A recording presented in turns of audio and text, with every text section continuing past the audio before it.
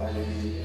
C'est vrai, toi seul est digne, Seigneur, de recevoir la louange, la gloire, l'honneur, la puissance, la sagesse, la reconnaissance, non seulement aujourd'hui, maintenant, mais pour l'éternité. Et nous sommes là dans ta présence, et nous nous tenons à tes pieds, parce que nous savons que ta parole est la vérité. Alors nous voulons l'ouvrir encore ensemble ce matin, comme une nourriture spirituelle qui donne la vie, qui éclaire et ouvre les yeux, et qui nous amène sur le chemin, qui est le chemin de la vie et de l'éternité. Amen. Amen. Nous parlons d'un homme, un lépreux qui est revenu justement pour apporter à Jésus la louange et la gloire dont il était digne. Il lui a rendu grâce, il s'est prosterné, il s'est jeté à ses pieds. Et tous les enseignements qu'il nous donne sont là pour nous aider à décoller spirituellement. C'est notre dernière partie, la bataille du 10e lépreux. Alors qu'il se rendait à Jérusalem, Jésus passa entre la Samarie et la Galilée. Et comme il entrait dans un village, 10 lépreux vinrent à sa rencontre. Et ils se tinrent à distance et se mirent à lui dire « Jésus, Maître, aie pitié de nous !» Et lorsqu'il les vit, Jésus leur dit « Allez vous montrer au sacrificateur. » Et pendant qu'ils y allaient, ils furent guéris. Et l'un d'eux, se voyant guéri, revint sur ses pas. Nous allons nous arrêter ce matin sur cela pour le dernier message. Il est revenu sur ses pas. Mais comment? En rendant gloire à Dieu à haute voix. Et il s'approche de Jésus, il tombe le visage contre terre à ses pieds. Il le remercie. C'était un Samaritain. Alors Jésus prit la parole et lui dit, mais les 10, n'ont-ils pas tous été guéris? Et les 9 autres, où sont-ils? Ne sais-tu trouvé que cet étranger pour revenir et rendre gloire à Dieu? Puis il lui dit, lève-toi, va, ta foi t'a sauvé. Amen. Jésus descendait donc du nord au sud. De Galilée en Judée, il passe par la Samarie. Et l'histoire se passe ici, au cœur, au centre. Il y a un lépreux qui est revenu, alors que tous ont été guéris. Et il revint sur ses pas. Mais quelle bataille! Réalisons ce qu'il a dû vivre. Faisons un zoom un peu ce matin sur cet instant. Le 10e lépreux. Il a su se positionner. Et ce matin, le Seigneur veut nous aider à nous positionner, nous faire comprendre l'importance dans le monde dans lequel on vit, pour notre foi, notre vie, notre chemin, entrer dans les plans qu'il a pour nous, de nous positionner. Mais comme je le disais vendredi aux jeunes, se positionner c'est bien, mais bien se positionner c'est mieux. Et il s'est bien positionné. Et le bon positionnement, c'est la bataille du 10e lépreux. Et on va voir en 3 points qu'il s'est bien positionné face au regard des autres. Il a su bien se positionner face à lui-même et ses combats intérieurs. Et qu'il a dû bien se positionner face à Dieu, il s'est prosterné devant le Seigneur. Se voyant guéri, on l'avait vu la semaine dernière, il revint sur ses pas. On n'imagine pas toujours ce qu'il a dû vivre. Il est seul face à 9 qui, eux, continuent dans la direction opposée. Et vous savez que comment on appelle une personne qui revient sur ses pas, qui fait demi-tour? C'est quelqu'un qui se convertit, c'est le même mot. La conversion, changement de direction. Et pourtant, il allait vraiment dans la direction que le Seigneur lui avait demandé, effectivement, pour aller vers le sacrificateur. Mais il est revenu sur ses pas, il s'est passé quelque chose. Et ce matin, je voudrais t'encourager, mon frère, ma soeur, mon ami, à savoir et à réaliser comme lui, l'importance de bien te positionner et bien te positionner face au regard des autres. Car face aux 9 autres, ça n'a pas dû être simple. Et parfois, c'est ce qui se passe dans nos vies. Certains s'approchent de Jésus, mais finalement, ils ne vont pas jusqu'au bout parce que les autres sont autour, parlent, se moquent, les accusent. Et tout à coup, le regard des autres vient t'envahir, te submerger, prendre le dessus. Le Seigneur veut t'aider par sa grâce à bien te positionner, être capable de dire « j'irai jusqu'au bout avec Jésus ». Et j'aimerais vous poser la question, qui influence qui dans votre monde? Qui influence qui dans ton monde, dans ton entourage, dans ta vie, dans ton travail, dans ta famille? Qui influence qui? On est dans un monde d'influenceurs. Non seulement dans notre vie, vous regardez les réseaux sociaux, les médias, tout ce qu'il y a. Chacun essaie d'influencer son prochain. Qui influence qui? Ce 10e lépreux. Et là, les 9 décident de continuer leur marche vers ce qu'ils appellent la pseudo-liberté. Retrouver une vie, entre guillemets, normale dans la société, avec tous les biens dont ils pourraient jouir, tout ce qu'ils avaient envie de faire. Mais lui, il rebrousse chemin, il revient sur ses pas, il va vers Jésus, il décide d'aller dans la direction opposée, il refuse de se laisser influencer. Et quand nous venons à Jésus, vous savez, il y a des combats.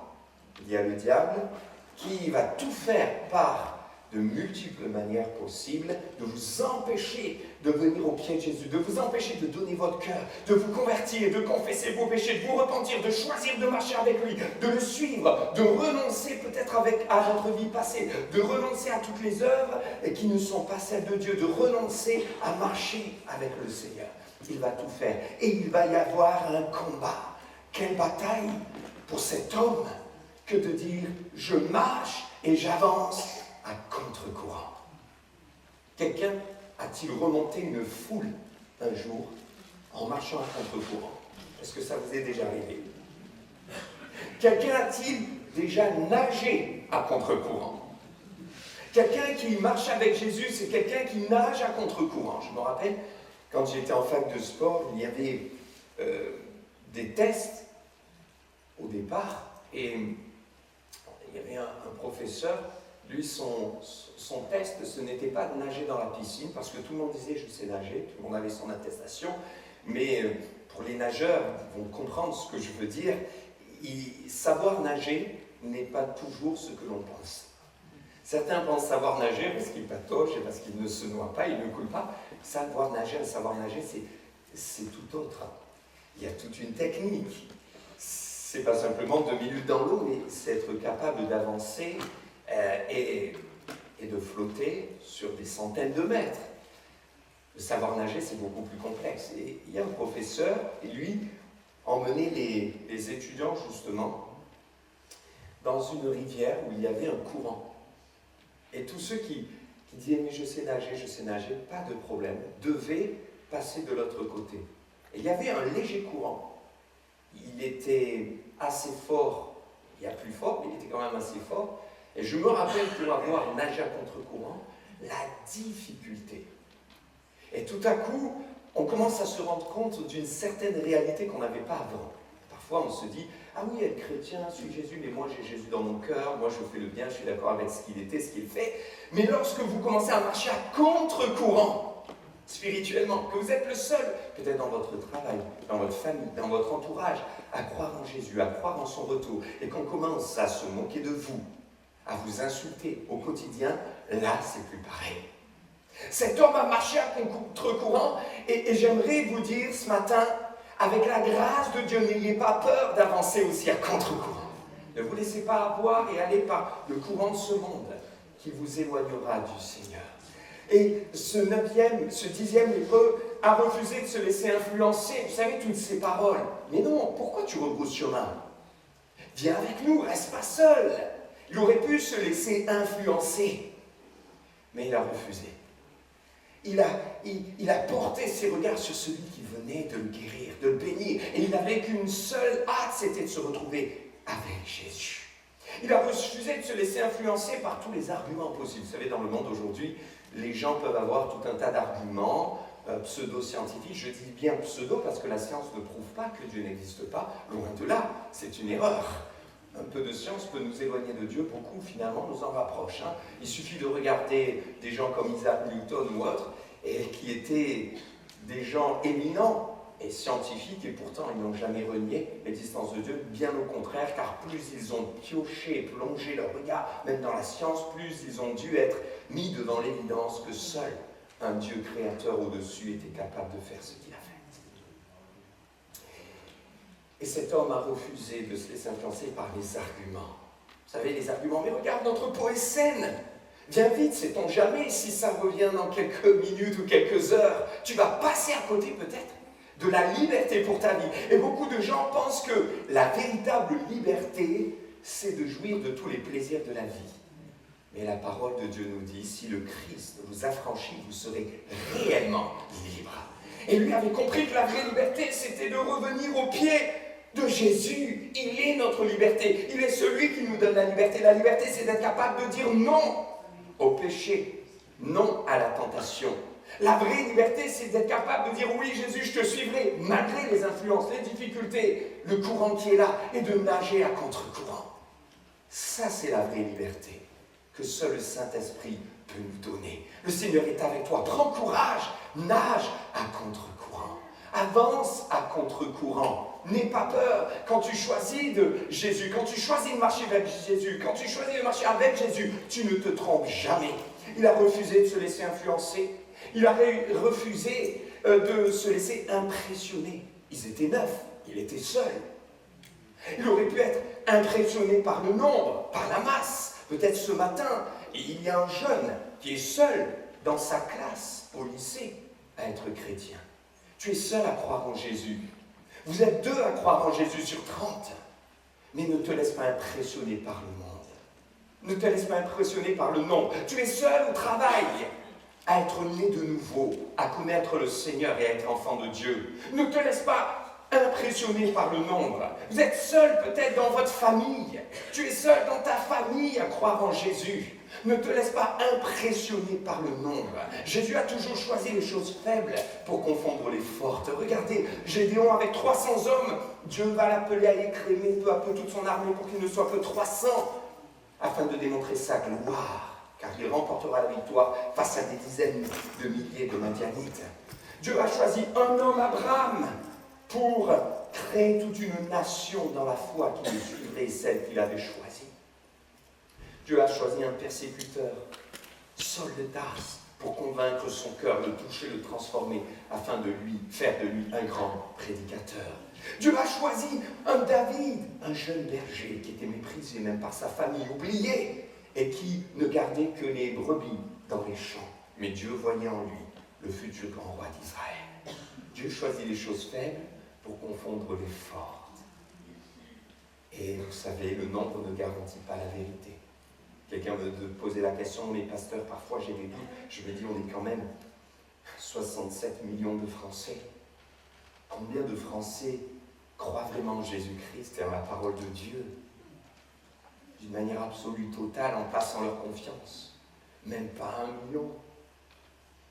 Même pas 900 000, même pas 800 000. Est-ce que vous êtes sûr, pasteur? J'ai peur, je me dis, est-ce qu'on ne se trompe pas?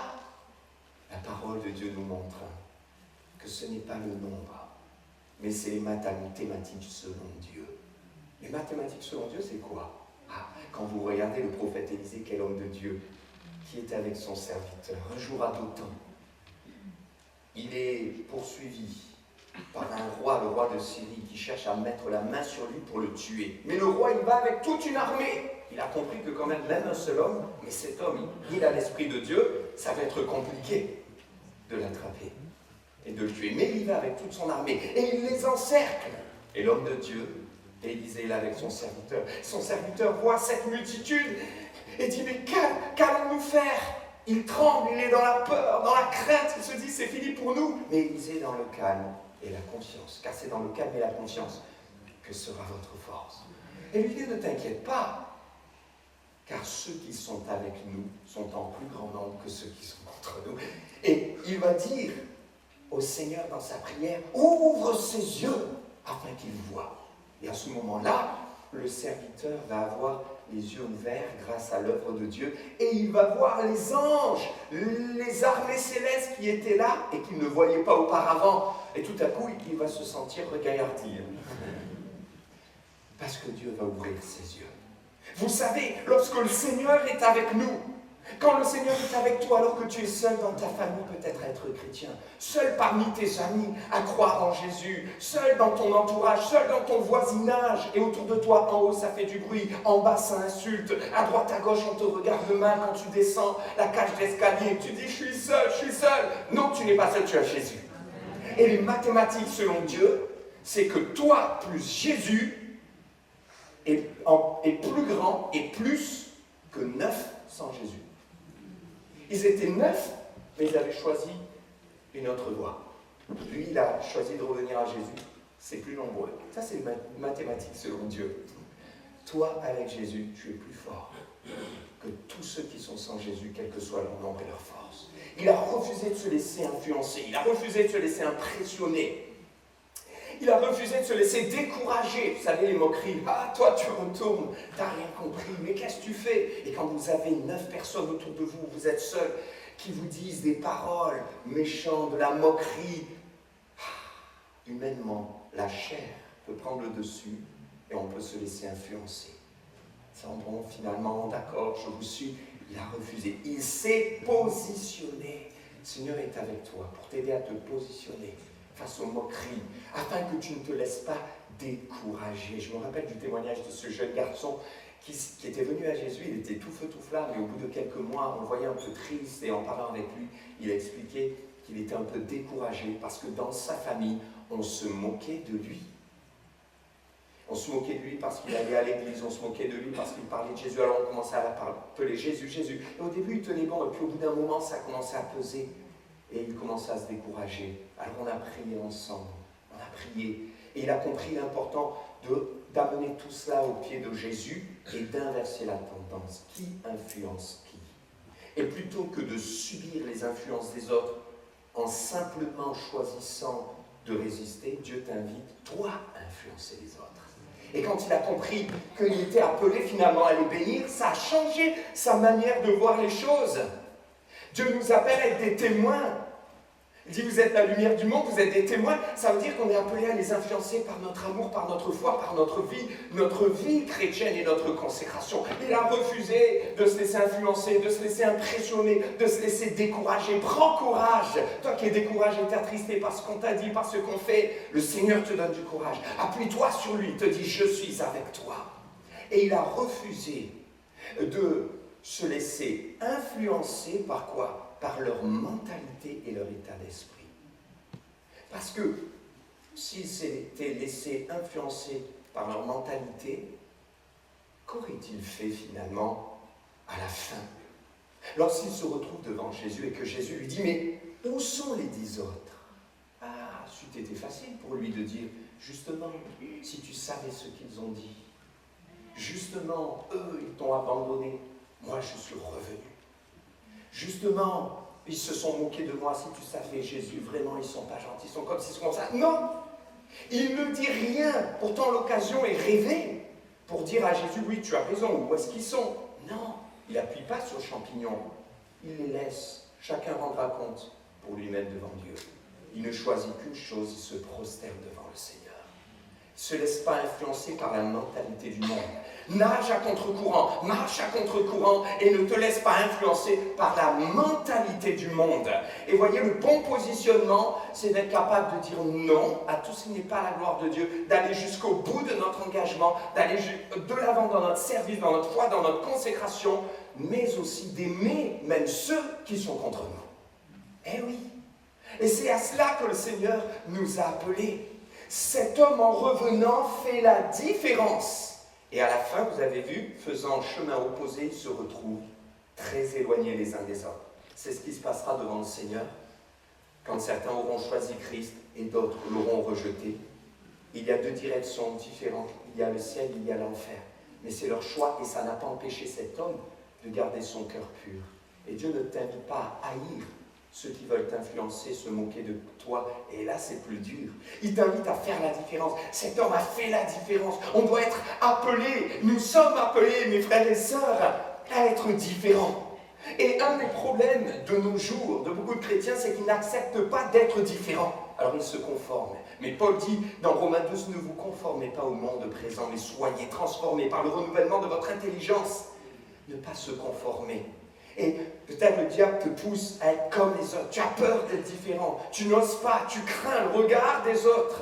Dieu veut t'aider à bien te positionner et à accepter que tu es différent. À partir du moment où il y a Christ en toi, tu es différent. Et Jésus a toujours voulu ça. Sauf que si tu le subis, tu le vivras mal. Si au contraire tu le challenges et tu choisis de le vivre avec Dieu, tu en seras tellement épanoui malgré les difficultés, les épreuves et l'opposition.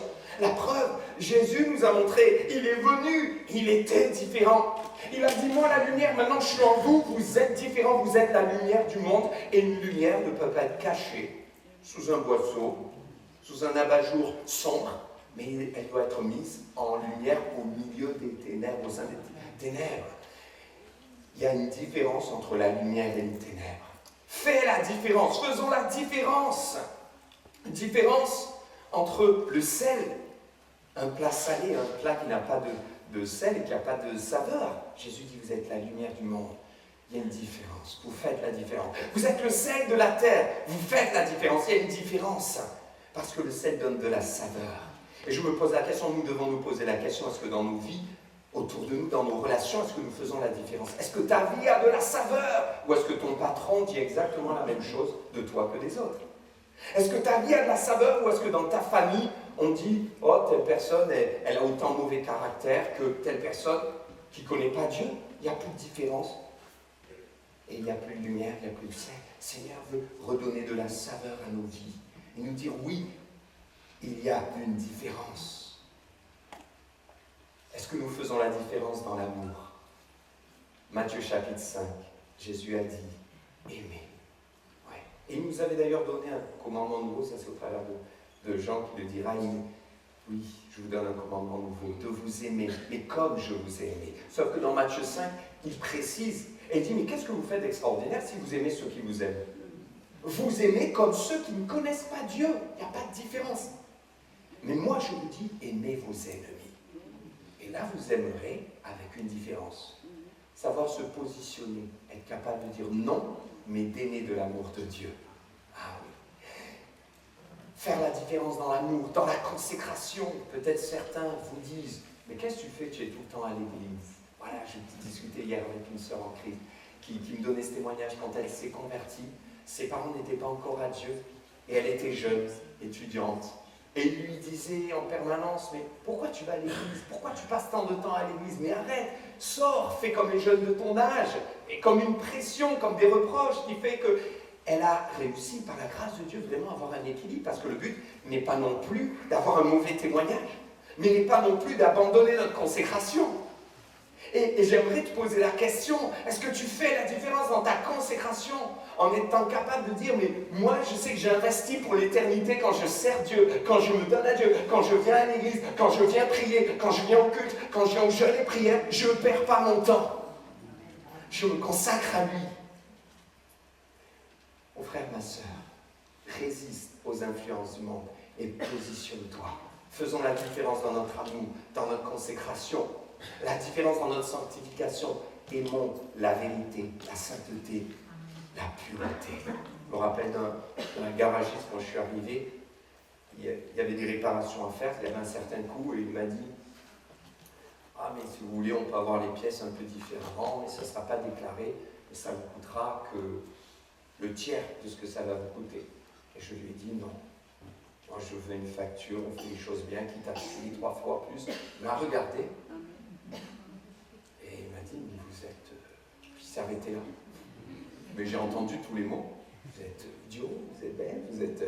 J'ai dit, oui, je sais, ça peut surprendre, mais voilà, moi je suis chrétien, je suis pasteur, j'aime Dieu, mais c'est une foi réelle. Et donc, il m'a dit, ah bon, c'est rare. Ah bon.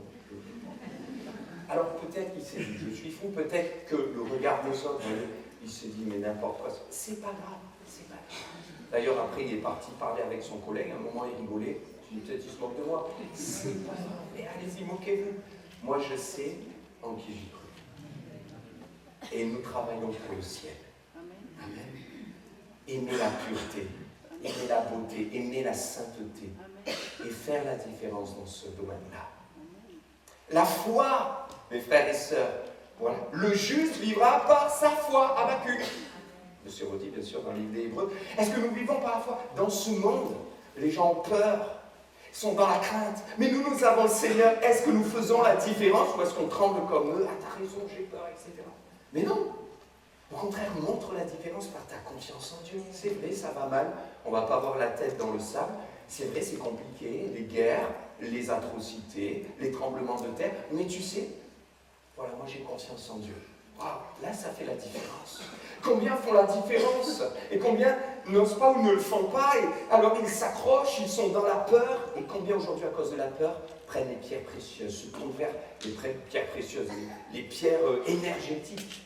Vous savez, tout cet occultisme déguisé, ces médecines douces qui sont là et qui pullulent autour de vous. Et des gens touchent à ces choses-là. Je me rappelle d'une discussion avec une personne qui me disait « Mais pasteur, au moins j'assure mes arrières, je crois en Dieu, mais je touche aussi à ces choses-là, comme ça au moins je suis sûr d'être tranquille. » Et je lui ai dit, c'est pas possible, avec Dieu, il faut faire un choix, ce sont des abominations entre les mains de Dieu, tout ce qui est sorcellerie, guérisseur, tout ce qui est voyance, arrêteur de feu, ces gens parfois ne le savent pas, hein. Donc il ne s'agit pas de leur faire du mal. Non, il faut prier pour eux, les aimer, mais bien se positionner. Positionne-toi, jette tout cela, brûle tout ce que tu as qui n'est pas la gloire de Dieu. Donne ton cœur à Jésus. Cet homme, ce lépreux, est revenu à Jésus. Il y a peut-être quelqu'un qui n'est pas converti. Viens à Jésus. Positionne-toi, n'aie pas peur de tout ce qui t'entoure. Peut-être quelqu'un qui s'est éloigné, reviens à Jésus, rebrousse chemin, reviens sur tes pas, comme cet homme. Ne te confonds pas au monde présent.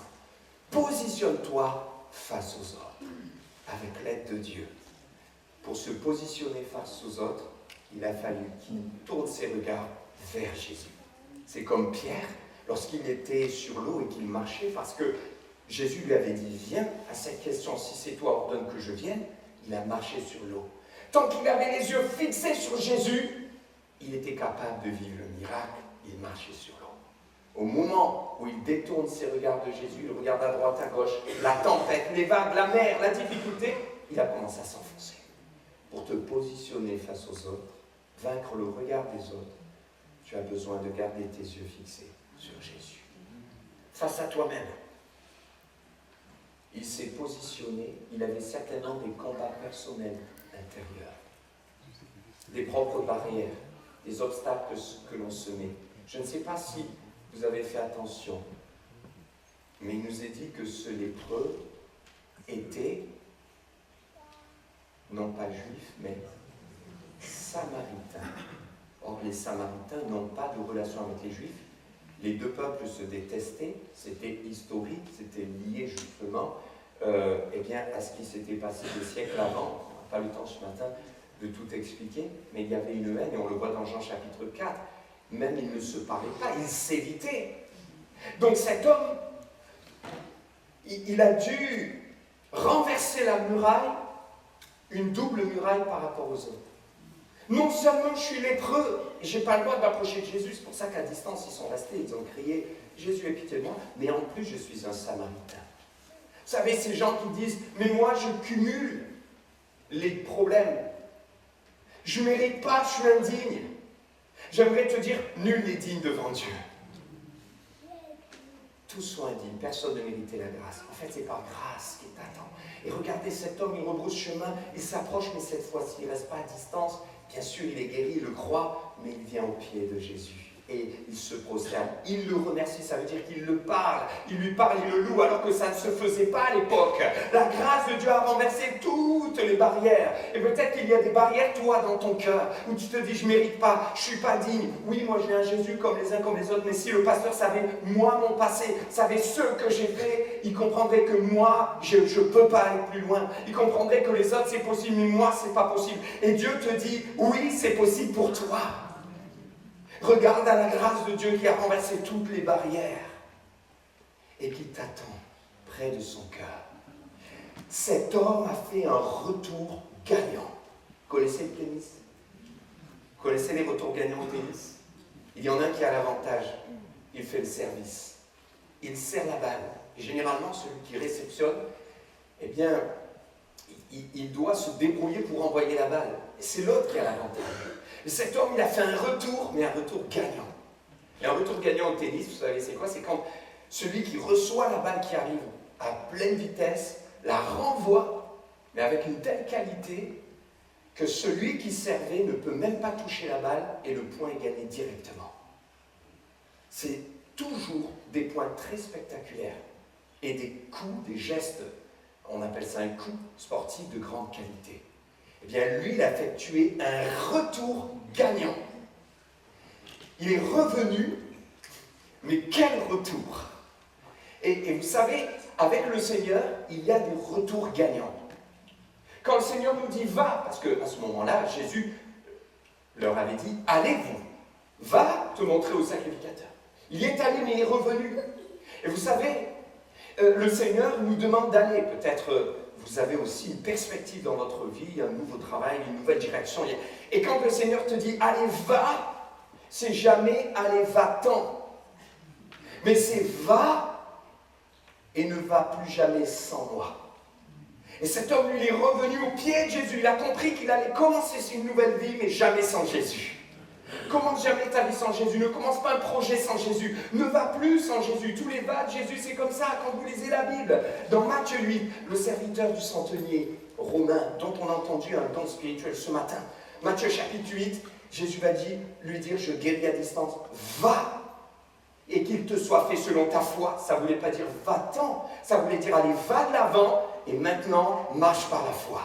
Va et va avec moi, va accompagné de la foi. Ce va dans Matthieu chapitre 9, le paralytique qui a amené au pied de Jésus. Et Jésus lui dit, lève-toi, prends ton lit, va dans ta maison. Ça voulait dire maintenant tu vas et tu vas marcher avec la foi. Tu vas marcher en comptant sur moi. Tu vas marcher, tu vas et tu ne m'oublies jamais. C'est quelque part va et reviens toujours à mon pied. La foi avec Jésus, c'est un va et reviens à ses pieds incessant. Au sens où je vais dans la direction qu'il m'a demandé, mais je n'y vais plus sans Jésus. Chaque matin, je reviens à ses pieds. Va! Comme cette femme adultère qui était accusée, va et ne pêche plus. Ça veut dire, va et marche maintenant dans la sanctification. Marche avec moi, je serai avec toi. Les va de Jésus qui nous libèrent. Les va de Jésus qui nous envoie dans la délivrance. Comme dans Marc chapitre 5, ce démoniaque qui a été délivré. Il avait une légion en lui, mais Jésus fait un grand miracle. Et lui dit, et cet homme lui demande de rester, je t'en supplie, laisse-moi rester avec toi, te suivre partout. Et Jésus dira non, il ne lui permet pas, il dit, va annoncer maintenant à tout le monde autour de toi, ta famille, ce que j'ai fait. Va témoigner, va maintenant avec ma force, va avec ma foi, va, je serai avec toi. Et dans Marc chapitre 5, il y a aussi cette femme à la perte de sang qui touche le bord de son vêtement, du vêtement de Jésus, et Jésus lui dira, ma fille, ta foi t'a sauvée, va en paix. Et sois guéri de ton mal. Ça veut dire, va, et maintenant je suis avec toi. Va et ne me lâche pas. Va avec ma paix, va avec ma foi, va avec ma force. Alors parfois on se regarde, on se sent indigne. Et le Seigneur veut te dire, toutes les barrières que tu t'es mises, je les brise. Ouais, n'aie pas peur. Je suis avec toi. Positionne-toi face à toi-même. Oui, sans Christ, tu ne méritais rien. Mais maintenant tu es enfant de Dieu. Tu lui appartiens, tu vas avec sa force. Il revint sur ses pas. Peut-être que ton cœur te condamne. Tu dis, ouais, mais tout ce que j'ai fait, vous ne pouvez même pas imaginer. 1 Jean 3, 20. Si notre cœur nous condamne, Dieu est plus grand que notre cœur. Et il connaît toutes choses. Quand tu demandes pardon, Seigneur, sincèrement, et tu t'humilies, la grâce de Dieu surpasse toutes choses. Et quand le péché a abondé, sa grâce a surabondé. Il connaît, il est plus grand que ton cœur. Fais-lui confiance. C'est par la grâce que nous sommes sauvés. C'est par la grâce, disait Paul, que je suis ce que je suis maintenant. C'est par la grâce que je peux travailler avec lui. Positionne-toi en Christ face à toi-même. Quand tu vois toutes tes failles, tes barrières et tes murailles.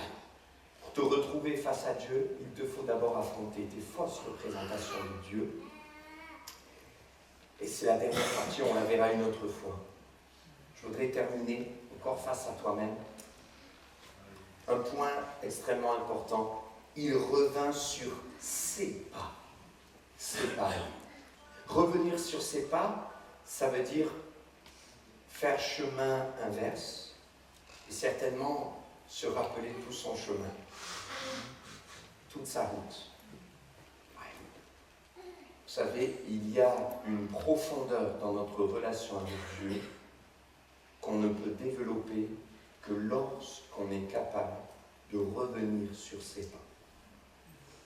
Et de se dire, si aujourd'hui, alors que je connais Jésus, j'ai accepté Christ, je suis baptisé depuis 15 ans, je suis chrétien depuis 40 ans, et pourtant, j'ai encore cette colère en moi, et pourtant, je suis encore caractériel, et pourtant, J'ai toujours du mal, la vérité, à ne pas médire des autres. Et pourtant, je suis toujours aussi timide pour louer Dieu à haute voix. Et pourtant, j'ai toujours du mal à témoigner. Si on est très honnête, on fera cet examen. Et le Seigneur te dit, je veux t'aider, je veux te montrer. Je veux te permettre de réaliser afin que tu en guérisses, afin que tu sois délivré. Mais pour cela, il faut que toi, tu acceptes et que tu sois capable de revenir sur tes pas. C'est-à-dire de laisser le Saint-Esprit visiter nos cœurs, notre vie, nos choix passés, nos expériences, notre enfance, notre adolescence, notre jeunesse, qui a impacté aujourd'hui notre vie. Quand dans Luc chapitre 5, 15, Dieu nous parle la parabole du Père, c'est Jésus qui en parle, avec les deux fils. Le fils cadet qui va revenir, il va revenir sur ses pas. Il revient à la maison. Et la Bible nous dit qu'il est entré en lui-même. Et là, il a commencé à repenser. Et alors qu'il va revenir à la maison, il va marcher sur la terre du chemin qui l'a mené jusqu'au Père. Mais c'était la première fois qu'il revenait sur ses pas spirituels et qu'il réfléchissait à sa vie. Et en rentrant en lui-même, il a réalisé. En rentrant en lui-même, il a compris. Le Saint-Esprit est venu l'éclairer. Et il revient en disant, finalement, je ne suis même pas digne de mon Père, et même pas digne d'être appelé son enfant. Alors qu'est-ce qu'il demande? Il demande juste d'être un ouvrier. Et suivez-moi. Le Père va refuser. Une œuvre humaine va vous montrer votre vie, votre passé, vos choix, vos erreurs. Et elle va vous pousser à vous culpabiliser, vous laisser dans la misère et la souffrance, la détresse. En disant, finalement, tu vois, tu n'es même pas un fils, tu es un ouvrier. Mais l'œuvre de Dieu, c'est de te dire, repense à ce moment. Accepte que le Saint-Esprit mette le doigt sur cette blessure, sur cette souffrance, sur cette incompréhension, sur ce conflit, sur ce choix qui a encore des conséquences aujourd'hui dans ta vie, dans ton attitude, dans ton comportement, dans ton caractère. Et laisse-le guérir ton cœur. Toi, en l'apportant au pied de la croix, lorsqu'il te l'aura révélé, pour en être totalement libéré et enfin avancer. Et le jeune fils est pris par le Père pour être non pas son ouvrier, son serviteur, son esclave, mais pour être son fils qui retrouve une place de dignité. Quand le Seigneur nous fait revisiter les points qui n'ont pas été réglés, c'est pour les mettre en lumière afin de nous faire réaliser, comprendre et afin de guérir, pour nous libérer, afin que nous avancions différemment, parce que l'œuvre du Saint-Esprit, c'est de nous transformer en profondeur. Mais pour cela, il faut accepter de revenir sur ses pas. Alors on va terminer ainsi, et je vais vous inviter chez vous à être capable de poser dans le calendrier, dans votre planning, un temps cœur à cœur avec Dieu, où vous allez revenir sur vos pas spirituels et dire qu'est-ce qui n'a jamais été réglé entre toi et moi, Seigneur? Qu'est-ce que je ne me suis jamais pardonné? De quoi est-ce que j'ai jamais été guéri et que je n'ai jamais dit à personne? Il est temps d'ouvrir mon cœur. Et à toi, Seigneur, je ne peux rien cacher. Et j'ai rien à te cacher. Il est temps que je la porte au pied de la croix où tu as tout porté, afin que tu guérisses mon cœur, afin que tu me pardonnes, afin que tu me libères. L'œuvre de la croix libère, elle est libératrice. Le Seigneur te montre qu'à la croix, il a tout pris, mais qu'il est ressuscité. Donc toi aussi, il t'élève, il te ressuscite. Donc quand on est enfant de Dieu, notre vieux moi, il est mort, mais la chair est là, pour nous maintenir parfois dans des obstacles, des tenailles du passé. Christ fait ce travail. Positionne-toi face au regard des autres et positionne-toi face à ton propre regard qui t'auto-détruit. Christ est là. Il te libère aujourd'hui. Amen. Amen.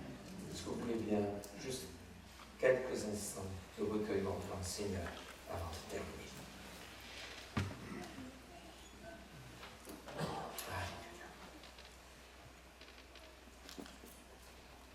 Merci Seigneur pour ton amour, ta fidélité.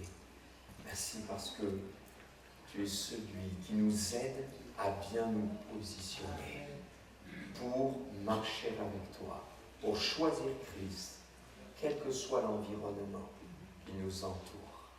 Mais tu es aussi celui qui fait de nous des hommes et des femmes qui réussissent des retours gagnants. Et je prie afin que chacun puisse laisser ton Esprit Saint travailler son cœur pour le façonner, le transformer, et dans toutes les dimensions, jusqu'à mettre le doigt là où ça n'a jamais été réglé. Seigneur, tu connais toutes choses. Tu sais toutes choses. Merci Seigneur pour ton amour. Merci pour ton amour qui guérit en profondeur. Merci pour l'œuvre de la croix qui a toute sa puissance aujourd'hui. Merci Seigneur. Au nom de Jésus. Amen. Amen. Gloire à Dieu. Que le Seigneur vous bénisse abondamment. Bon retour.